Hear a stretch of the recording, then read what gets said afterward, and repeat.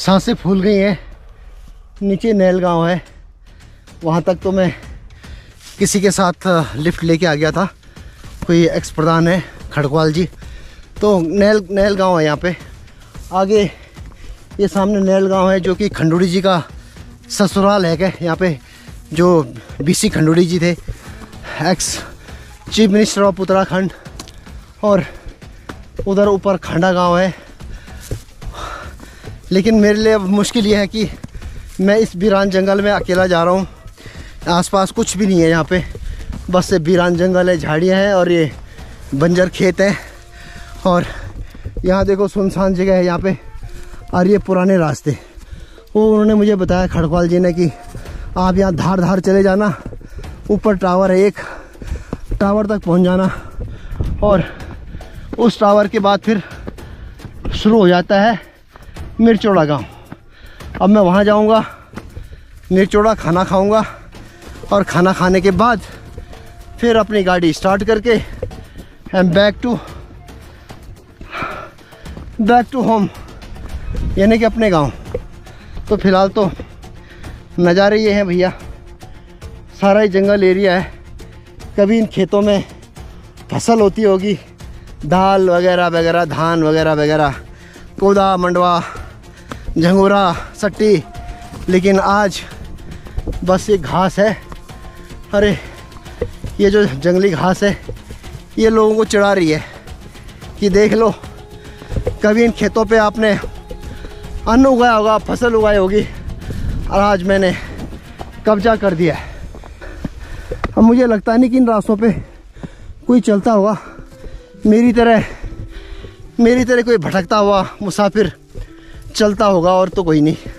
गांव वाले तो चलते नहीं है, क्योंकि अब हर जगह रोड हो गई है, हर के पास अपने व्हीकल्स हो गए हैं, 4 व्हीलर हो गया है, 2 व्हीलर हो गया है। अब बिल्कुल टॉप की चढ़ाई है जहाँ से मैं आ रहा हूँ, यानी रोड से और टॉप तक, मिर्चोड़ा गांव तक। जैकेट भी पहनी हुई है तो गर्मी भी लग रही है। रास्तों का बिल्कुल पता नहीं है, इधर से है या फिर इधर से है। एनीवे,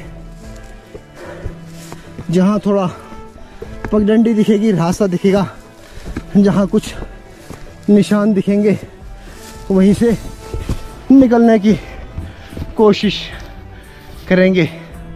हालांकि रास्ता शायद उधर से है, मैं गलत जा रहा हूँ,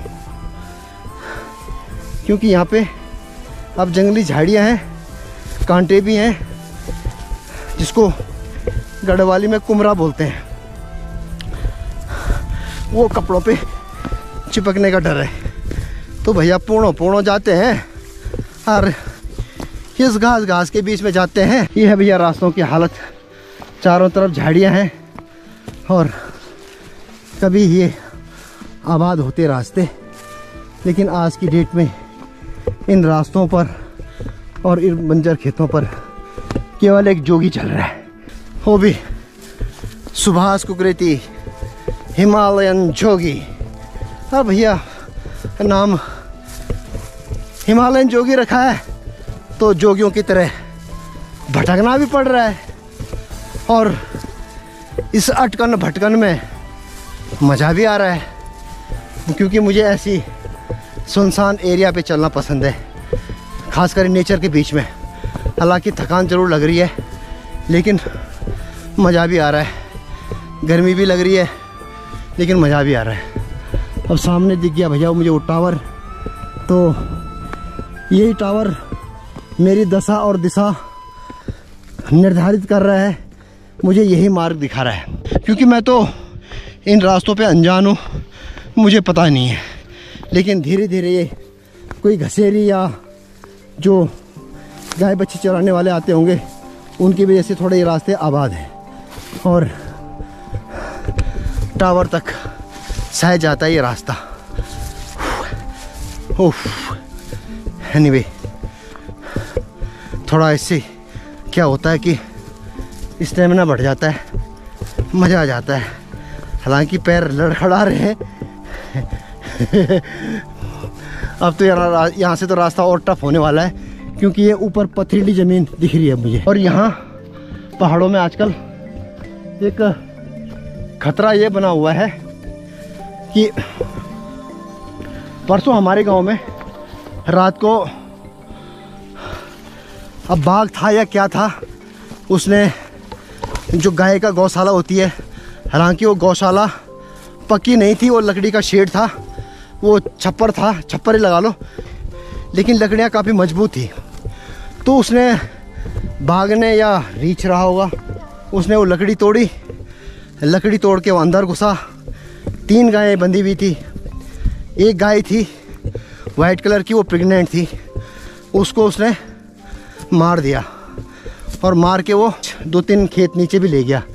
अब वो जो घर के मालिक थे वो शायद घर में नहीं थे, ऐसा सुना मैंने, क्योंकि वो अपने भाई बंद के घरों में गए हुए थे। अब किस लिए गए थे पता नहीं। जब वो रात को वापस गए होंगे तो देखा उन्होंने तो वहाँ पे जो गाय थी वो मरी हुई थी। अभी लेपर्ड ने ही मारा होगा या रीछ ने मारा होगा, क्योंकि रीछ भी जो है मांसाहारी होता है। अब मैं सही जा रहा हूँ या गलत पता नहीं चल रहा है।